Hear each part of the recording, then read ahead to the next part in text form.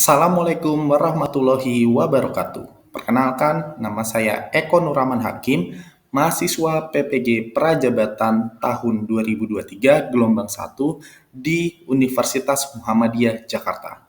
Pada video kali ini, saya akan menjelaskan tentang desain instruksional dalam mata kuliah pengajaran dan pembelajaran daring dan bauran. Sebagai permulaan, maka akan muncul pertanyaan pemantik. Apa itu desain instruksional? Menurut Hornbein dan Reglut, desain instruksional adalah serangkaian proses perencanaan, analisa, dan evaluasi instruksi dalam setting pendidikan atau pelatihan, baik formal maupun informal, yang terstruktur dan teratur namun fleksibel. Sedangkan menurut Robert Reiser, desain instruksional adalah proses sistematis yang digunakan untuk mengembangkan program pendidikan dan pelatihan dengan cara yang konsisten dan dapat diandalkan. Berdasarkan pendapat dari para ahli mengenai desain instruksional, maka saya dapat ambil kesimpulan bahwa desain instruksional dapat dikatakan sebuah alur sistematis yang memuat langkah-langkah mulai dari perencanaan, pelaksanaan, hingga evaluasi.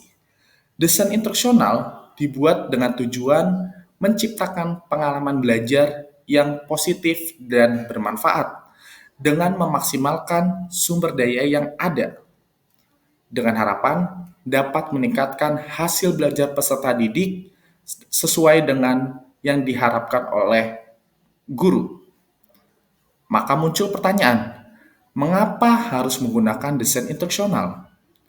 Nah, dapat kita lihat ya, banyak ditemukan kasus kegiatan belajar mengajar di sekolah maupun di luar sekolah yang dilakukan oleh guru itu tidak efektif dan efisien, serta kurang bermakna bagi peserta didik. Berdasarkan permasalahan yang terjadi di sekolah maupun luar sekolah dan kegiatan belajar mengajar yang dilakukan oleh guru yang kurang efektif dan efisien dan kurang bermakna bagi peserta didik, maka kita dapat menggunakan proses dari desain instruksional. Apa saja sih yang dapat kita lakukan? Pertama, where are we going? Kemana kita akan pergi? Kemana tujuan kita? Apa tujuan dari pembelajaran yang ingin kita sampaikan kepada peserta didik? Yang kedua, how will we get there? Bagaimana cara kita untuk mengantarkan peserta didik ini mencapai tujuannya? Contohnya adalah, misalkan kita ingin mengajarkan tentang bangun ruang sisi lengkung, misalkan tabung. Tujuan kita yang pertama tadi adalah menentukan misalkan volume dan luas permukaan dari tabung. Nah, bagaimana agar peserta didik itu dapat mencapai tujuan yang udah kita sampaikan?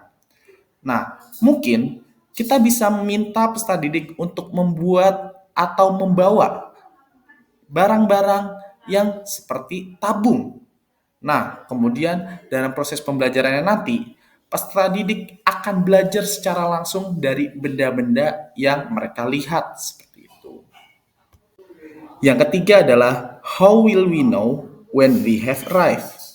Bagaimana kita sudah tahu kapan peserta didik itu sudah sampai kepada tujuannya, atau bahasa lainnya adalah kita sebagai guru itu melihat ataupun menilai peserta didik apakah sudah sampai dengan tujuan pembelajaran yang kita inginkan. Apakah mereka semua telah mencapai tujuan yang sudah kita tentukan. Nah, di sini adalah PR dari kita sebagai guru. Kita harus tahu dulu nih profil dari masing-masing peserta didik. Kita mesti tahu minat, bakat dari masing-masing peserta didik. Sehingga ketika kita mendesain pembelajaran, tujuannya adalah mereka semua itu mencapai tujuan pembelajaran yang sudah kita sepakati atau kita tentukan. Oleh karena itu, desain instruksional ini ada, yaitu adalah agar pembelajaran itu akan berpusat kepada peserta didik. Kemudian, hal yang dilakukan guru saat merancang sebuah pembelajaran, guru sering memulai dengan perspektif atau sudut pandang, yaitu apa yang akan mereka ajarkan. Mereka hanya sebatas dengan mentransfer apa yang ada dalam buku paket kepada peserta didik saja. Sedangkan hal yang dilakukan oleh desainer instruksional yaitu adalah memulai dengan sudut pandang atau perspektif sebuah pemecahan masalah. Bukan hanya berpikir tentang apa yang akan mereka ajarkan, tetapi lebih menitik beratkan pada bagaimana nanti mereka mengajarkannya dengan cara yang efektif, efisien, dan memotivasi.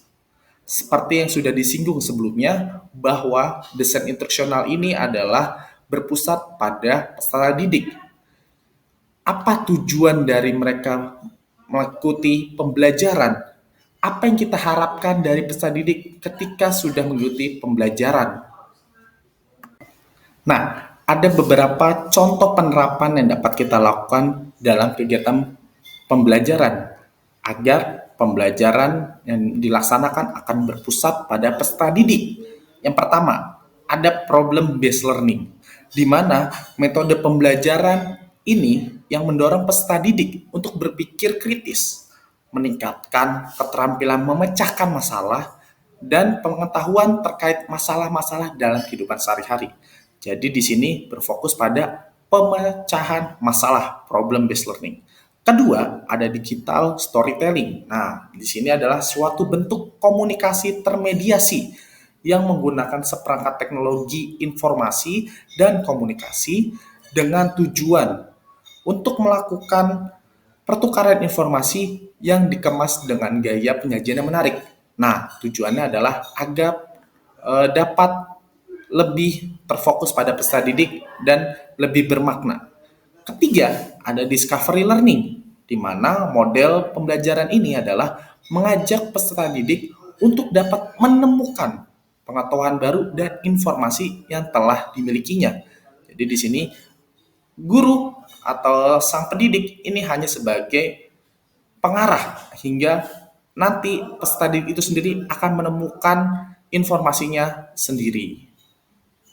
Selanjutnya ada project based learning, yaitu metode pembelajaran yang memungkinkan siswa atau peserta didik berpartisipasi dalam pembuatan proyek, mempresentasikan sekaligus menilai proyek mereka sendiri.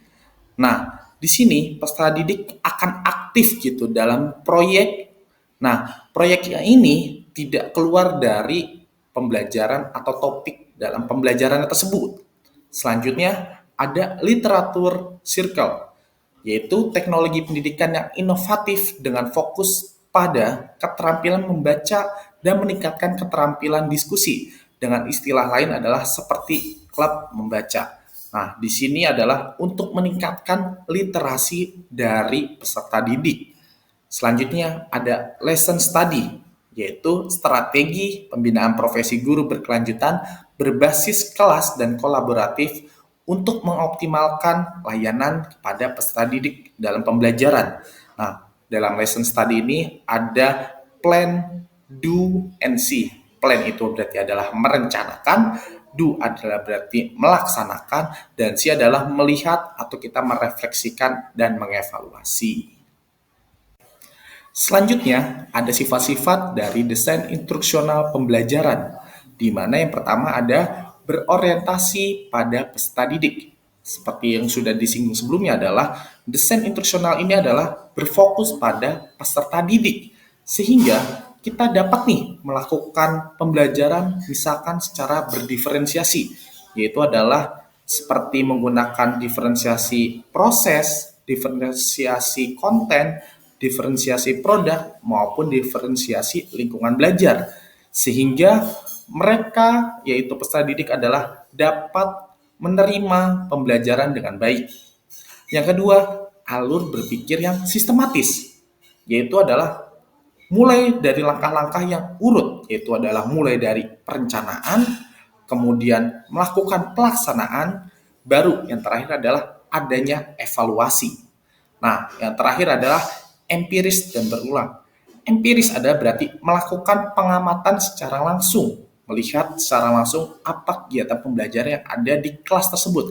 Dan ini dilakukan secara berulang, tidak hanya satu kali saja. Nah, ini adalah suatu kegiatan dari desain instruksional pembelajaran.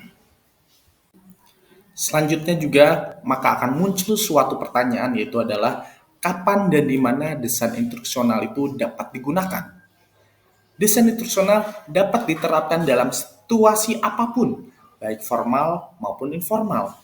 Desain instruksional dirancang untuk membantu meningkatkan pelatihan, membantu institusi dalam bertransformasi dan beradaptasi dari yang awalnya tradisional ke modern. Seperti yang sudah kita lihat bersama-sama ya, teknologi itu sangat berkembang dengan pesat. Kita mungkin dulu belajarnya adalah hanya sebatas dari buku paket yang ada dari sekolah, tapi sekarang zaman situ sudah maju dan juga banyak informasi yang dapat kita ambil dari luar seperti itu. Bisa melalui internet, kita bisa mencarinya soal-soal, kita bisa mencari bahan bacaan maupun materi yang kita perlukan dalam pembelajaran. Begitu juga dalam peserta didik. Peserta didik dapat mencari apapun gitu dalam teknologi zaman saat ini.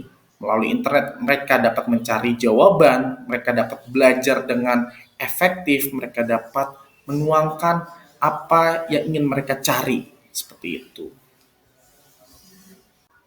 Mungkin itu saja yang dapat saya sampaikan. Terima kasih banyak telah menonton video ini dari awal sampai akhir. Sampai bertemu di video selanjutnya. Wassalamualaikum warahmatullahi wabarakatuh. Terima kasih.